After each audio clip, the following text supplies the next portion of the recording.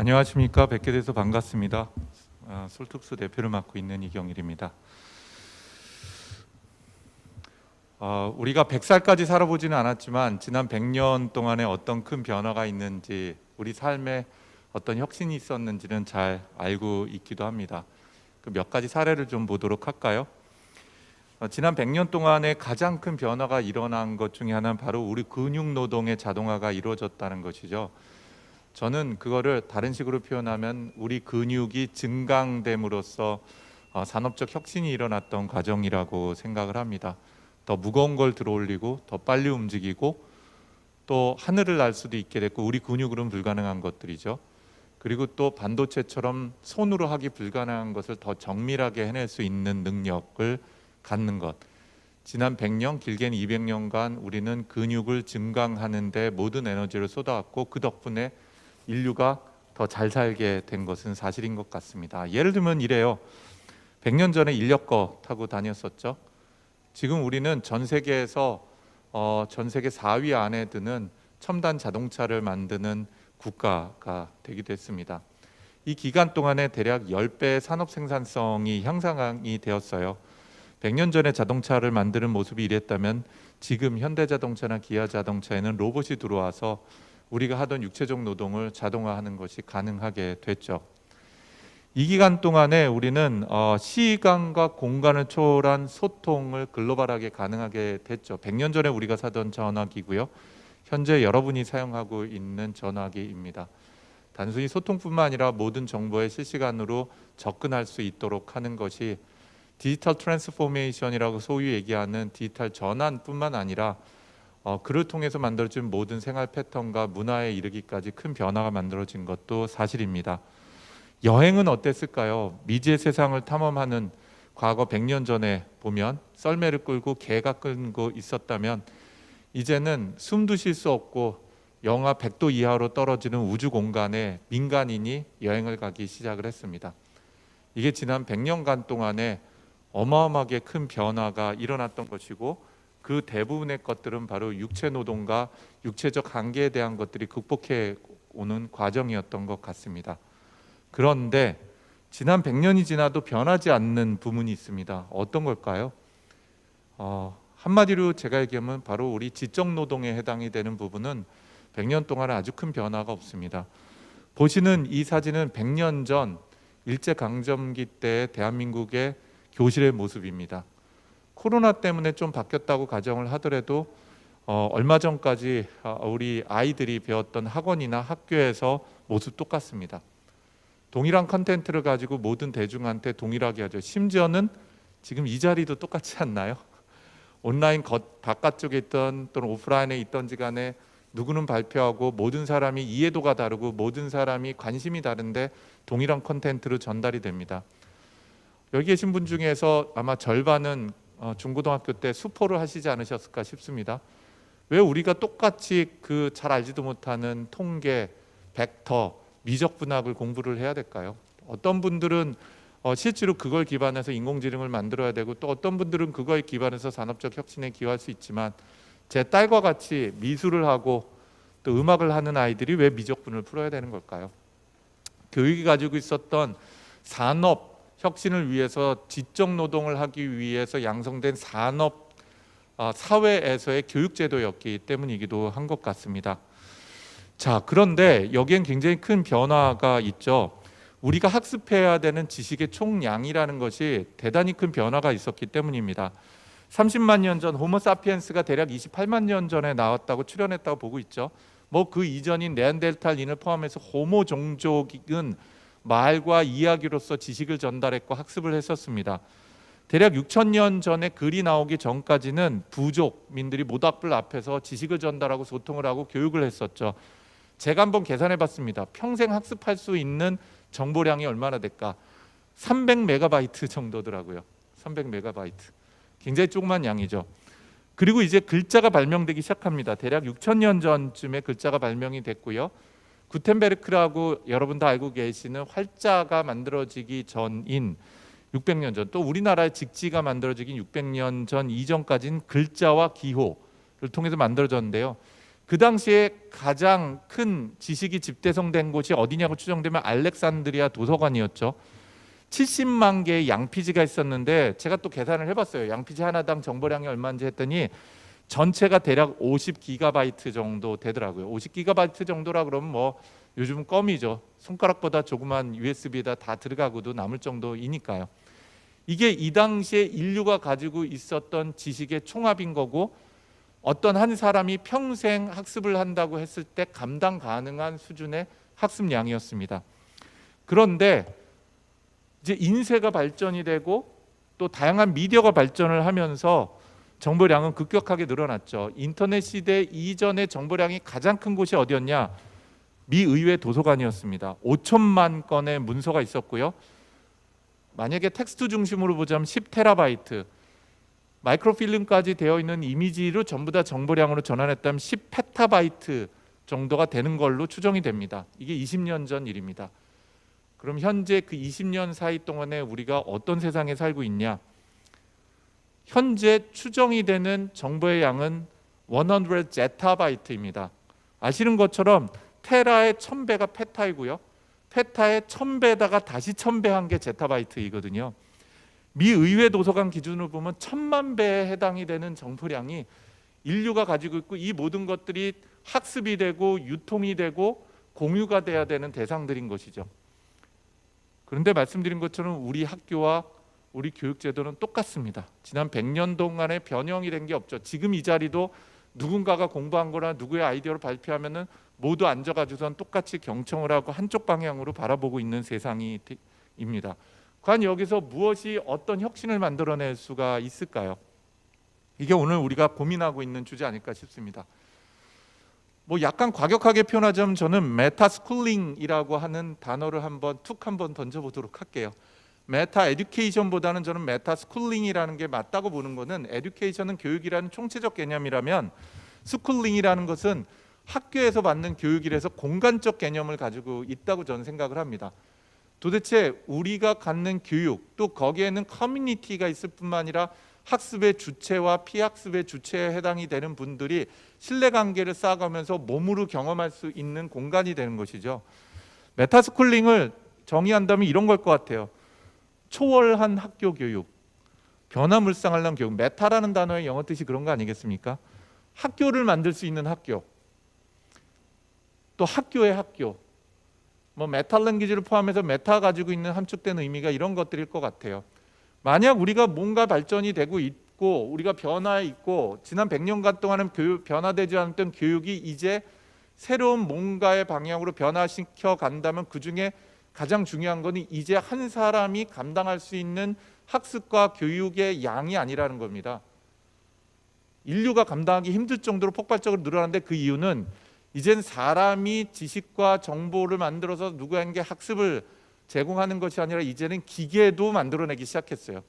정보와 학습할 대상. 그리고 그건 더욱더 기하급수적으로 증가가 되고 있는 거죠. 이런 메타스쿨링을 하기 위한 중요한 요소들이 어떤 거가 있을까 하는 생각을 좀 해봤습니다. 첫 번째, 학습을 해야 되는 지식의 표현들은 점점 더 사람을 위한 것뿐만 아니라 기계가 읽고 기계가 예를 들자면 교육에서의 퍼실리테이터 역할을 할 수 있는 형태처럼 변화가 돼야 된다는 겁니다. 그러면 교과서에 있는 글과 그림이 아니라 기계가 읽고 학습할 수 있는 형태로 변화가 돼야 돼요. 그럼 우리가 다루고 있는 교육 과정에 있는 모든 컨텐츠는 머신 리더블하고 머신 언더스탠더블하고 머신 러너블한, 그리고 이걸 통해서 사람과 기계가 협력할 수 있는 체계를 확보하는 것이 점점 중요해질 겁니다.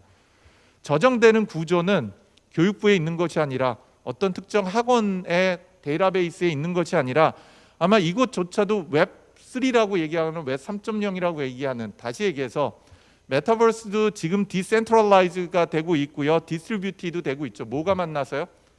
예를 들자면 블록체인이라든지 코인과 같은 형태의 기술이 접목이 되면서 또 컨텐츠들은 그 컨텐츠가 다른 컨텐츠하고 결합이 되는 걸 통해서 자산을 유지할 수 있는 방법들, 아마도 NFT와 같은 형태들이 거기에 중요한 역할을 하지 않을까 싶습니다. 결국은 학습 대상인 지식이 저장이 되는 것이 단순히 MP3나 MP4와 같은 동영상과 그리고 또 교과서라는 물리적 매개체에 있는 것이 아니라 분산돼 있고 분산된 것이 연결됐고 결합돼서 유통될 수 있고 그 유통돼 있는 지적재산권이 경제적 가치로 만들어질 수 있는 체계로 변경될 가능성은 대단히 높다고 보여집니다. 또한 학습하는 과정은 저와 같은 여러분과 같은 호모사피엔스들이 호모 머시너리라고 이 표현을 해도 좋을까요? 기계들하고 협력을 하고 같이 추론을 하는 형태처럼 발전이 될 가능성이 대단히 크겠죠. 그리고 무엇보다도 중요한 것은 이 교육이 철저히 초개인화가 돼야 된다는 것입니다. 모든 사람들이 같은 컨텐츠로 그냥 일방으로 가는 것들을 알아듣는 만큼 교육을 받는 것이 아니라 필요한 만큼 교육을 하고 또 필요한 분야에 적합하게 그 수준에 맞게 교육을 하겠죠. 여러분들도 잘 아는 회사 중에서 최근 들어서 AI 기술이 적용이 되면서 교육의 혁신이 일어나고 있는 회사들이 되게 많아요. 저희 회사가 투자를 해서 공동으로 하고 있는 회사가 있습니다. 바이본이라는 회사는요, 교육뿐만 아니라 입시와 관련된 부분을 초개인화를 합니다. 기계학습 기술을 적용을 통해서요. 또 아시는 것처럼 산타토익이라고 아시나요? 산타토익은 개인한테 20문제, 30문제 던져서 그걸 풀게 되면은 이 사람이 못 풀을 만한 것만 제시를 하게 돼요. 쉽게 얘기하면 오답 노트를 각 개인마다 만들어주고 그 오답 노트만 풀면 한 달 만에 토익 점수 100점, 200점을 올리게 만들어주겠다는 거예요. 결국은 내가 잘하는 것이 아니라 못하는 것을 집중해서 공부할 수 있도록 하는 환경을 제공해 주는데 그게 한 사람의 인간 선생님이 각 개인을 맞춤형으로 한다는 건 굉장히 비용이 많이 드는 것이죠. 이걸 AI 통해서 할 수 있도록 할 것인가? 결국은 개인에 대한 교육에 대한 개인화가 이루어지는 것은 크게 세 가지 방향이 될 겁니다. 첫 번째는 튜터링이에요. 강의를 하고 가르쳐 주는 과정. 그 다음에 두 번째는 피드백을 주는 것과 관련돼 있는 것들이죠. 도대체 왜 잘못했고 왜 잘했고 어떤 컨텐츠로 더 학습을 집중해야 되는 건지. 세 번째는 교재입니다. 왜 우리는 비슷한 교재를 같이 공유해서 써야 되죠? 개인마다 교재가 다 다르면 안 되는 걸까요? 커리큘럼이 다 다르면 안 되는 걸까요? 개인 맞춤형 커리큘럼이 만들어지면 안 될까요? 저희 회사가 시도하고 있는 것 중에 하나가 혹시 서울대학교에 가면 현재 스누진이라고 하는 게 있습니다. 개인 맞춤형으로 커리큘럼이 인공지능이 짜주는 건데 솔트룩스라는 회사가 만든 시스템이거든요. 그래서 나는 꿈이 예를 들자고 한다면 대학 교수가 돼야 되겠다. 나는 방송사 PD가 돼야 되겠다. 그럼 당신은 이런 커리큘럼을 배우는 게 좋겠다라고 이제 AI가 각 개인 맞춤형으로 추천을 해주는 거죠. 그리고 그 교과 과목에 대한 그 개인에 대한 맞춤 성향과 같은 건 마치 넷플릭스처럼 마치 유튜브처럼 여러 컨텐츠들이 그 친구의 교육 과정에 맞게 재편집이 되고 재구성화되는 것들, 이런 것들이 교육이 개인 맞춤형으로 초개인화되는 과정 아닐까요? 그리고 오늘 주제하고 연결되어 있는 학교 공간, 교육 공간이라는 것들은 어떻게 변화가 될까요? 그리고 궁극적으로 저는 선생님의 역할은 이제 가르치는 사람, 튜터링하는 사람이 아니라 코치이자 상담자이면서 정보나 교육을 하기 위한 지식과 인공지능과 사람을 연결하는 혁신의 촉진자 역할을 하게 되리라고 생각을 합니다. 그 얘기는 뒤쪽에 시간이 되면 좀 더 말씀을 드리도록 할게요. 그럼 인공지능이 도대체 뭐냐, 그리고 그것이 교육과 학습과 어떤 상관관계가 있느냐 하는 것들에 대한 말씀을 좀 드려야 될 것 같아요. 인공지능, 자연지능이나 사람지능의 반대말이죠. 자연은 원래부터 존재했던 것이고요. 인공은 우리가 만든 것들입니다. 이 마이크도 인공이고요. 이 마스크도 인공이지만 제가 입고 있는 옷도 인공이고 이 건물도 인공이죠. 여러분들이 신고 있는 신발도 인공이고. 지능은 뭘까요? 한자로 봤을 때는 지능은 아는 능력이죠. 또 다르게 본다면은 지식을 활용할 수 있는 능력이라고 볼 수가 있을 것 같아요. 우리의 교육이라는 건 뭐냐면 각 개인이 물리적으로 가지고 있는 인지 및 지능의 능력을 향상을 시킴으로써 문제 해결 능력을 갖고 사회적으로 협력할 수 있는 역량을 보유하도록 하는 것이겠죠. 성품이라는 것을 포함을 해서요. 그럼 인공지능은 뭐냐면 우리가 만든 이 건물이, 우리가 만든 자동차가, 우리가 만든 마이크가, 또는 우리가 신고 있는 신발이 아는 능력을 갖거나 지식을 다룰 수 있는 능력을 갖도록 하는 것이죠. 그러면은 인간이 지식을 다룰 수 있는 능력, 우리가 교육 과정에서 가르치는 게 뭐냐라고 하면 딱 네 가지입니다. 첫 번째는 내가 알고 있고 내가 깨달은 것을 표현할 수 있는 능력이에요. 우리가 이런 것들 지식 표현이라고 얘기합니다. 이건 인공지능이나 인간지능이나 똑같아요. 우리 호모사피엔스가 가지고 있는 가장 강력한 힘은 말로써 내가 경험한 지식이란 걸 누군가한테 전달할 수 있다는 거죠. 아까 말씀드린 호모사피엔스가 모닥불 앞에서 이야기를 전개했던 것처럼요. 이게 지식의 표현이죠. 그리고 글, 그림, 수학 모두 다 지식의 표현입니다. 우리 학교 과정에서 글쓰기 하는 것, 그림 그리기 하는 것, 수학 표기하는 것 모두 다 내가 가지고 있는 지식을 표현하기 위한 방법이죠. 그 학습은 뭐냐면 누군가 표현해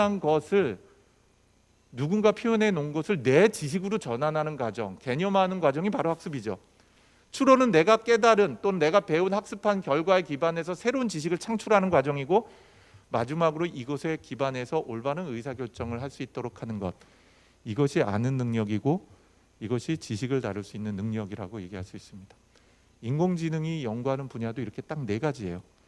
인공지능, 우리가 만든 물건이 어떻게 지식을 표현하고 어떻게 공부하고 어떻게 생각하고 어떻게 의사결정을 내릴 수 있냐는 것이죠.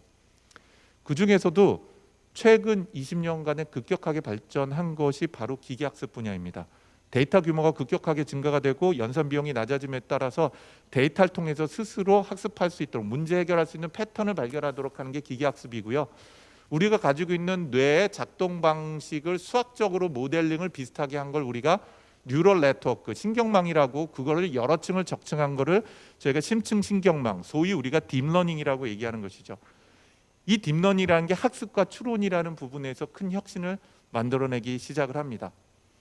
그리고 그것은 마치 우리 뇌가 자뇌와 우뇌로 나눠져 있는 것처럼, 자뇌는 논리 언어 수리를 하는 것처럼 우뇌는 공간, 공감, 패턴에 대한 암묵적인 지식을 학습하는 것처럼, 그런 것처럼 인공지능도 발전하고 있어요. 1990년대부터 2010년대까지 우리는 First Wave라고 얘기를 하고 있는데, 논리 지식 표현이나 이런 부분에서 2차 물결은 기계학습, 인지 모델, 그리고 최근 들어서는 이 두 가지 기호적 접근과 비기호적 접근을 결합을 한 형태에 관련된 뉴로심볼릭 AI나 설명 가능한 인공지능으로 발전하고 있고, 이 부분이 큰 혁신을 만들어낼 수 있으리라고 생각을 합니다. 자, 그러면 이런 인공지능하고 메타버스가 도대체 어떤 연결 구조가 있을까요? 우리가 메타버스 뭐 이렇게 얘기를 해요. 예. 그런데 저는 메타버스가 뭐라고 얘기하던 간에 우리는 굉장히 익숙해져 있었다고 생각을 합니다. 예, 게임 세상에서 물리법칙이 작동되고 수십 명이 동시에 게임을 참여하고 있기도 하죠. 또 다른 거는 제가 이걸 직접 해본 적은 없는데 저희 직원들은 하더라고요. 이거 아시는 것처럼 스크린 골프입니다. 부산에서, 광주에서, 서울에서, 미국에서 있는 친구들이 온라인상으로 연결돼서 센서로 붙어 있는 데서 게임을 합니다. 네. 그러면 동시에 여기에 1000명 이상이 한 골프장에서 같이 골프 치는 게 가능하더라고요. 네, 이 놀라운 거죠. 가상 세계하고 물리 세계를 완전히 동기화시켜 놓은 거죠. 말 그대로 디지털 뉴딜이라고 표현할 수도 있을 것 같아요. 내가 퍼팅하고 있으면 혹시 골프 치시는지 모르는데 옆에서 수백 명이 같이 퍼팅하고 앉아 있는 거죠. 이런 세상 중에서도 우리가 굉장히 익숙한 장면이 하나 있습니다. 뭐냐면 게임을 하다 보면 이 게임 안에 NPC, Non-Player Character라는 존재가 있어요. 왜냐하면 가상 세계에서 모든 존재를 모든 사람이 컨트롤하기 어렵기 때문이죠. 중간중간에 이런 캐릭터가 있는데 이 캐릭터는 말도 하고요. 심지어는 대화도 나눌 수 있을 뿐만 아니라 뭐 인터랙션을 하기도 하고 싸움을 하기도 하고 물건을 팔기도 하는 존재이죠. 결국은 가상세계 가면 이 가상세계가 모두 실제 존재하는 사람이 컨트롤하는 캐릭터로 채워질 수 있을까? 저는 그렇게 보지 않습니다. 왜냐하면 사람이 가상세계에 들어가서 24시간 있기는 불가능하지 않겠어요? 결국은 가상세계에 마켓이 있고 가상세계에서 누군가가 운전을 하고 가상세계에서 누군가가 교육을 해야 된다면, 그럼 그게 실제 물리적으로 존재하는 사람이 지금 제페토처럼 지금에 있는 메타버스 환경처럼 일일이 컨트롤하고 일일이 채팅하거나 대화하는 형태로는 유지되기가 불가능하다고 생각을 합니다. 그 생각은 메타버스를 꿈꾸고 있는 많은 회사들이 그렇습니다. 메타도 동일하고요. 가상 환경을 만드는 게 중요한 게 아니라 이 가상 환경에 있는 아바타가 어떻게 지능을 가지고 자율적으로 행동을 함으로써 인간의 활동을 도울 수 있을 건가 하는 것이죠. 시간 관계상 넘어가도록 할게요. 엔비디아도 마찬가지입니다. 지금 이거는 엔비디아에서 만든 저희 용어로는 메타 휴먼이라고 부르는 존재인 거죠. 대화를 나누고 얘기를 하고 교육을 시킬 뿐만 아니라 실제로 특정한 역할을 하도록 만들기도 합니다. 그래서 저희 회사는 이렇게 메타버스에서 교육을 포함해서 AI가 결합이 돼서 사람들과 인터랙션할 수 있는 대상을 저희는 메타휴먼이라고 얘기를 합니다. 메타휴먼 말 그대로 가상 초월과 사람의 합성어인 거죠.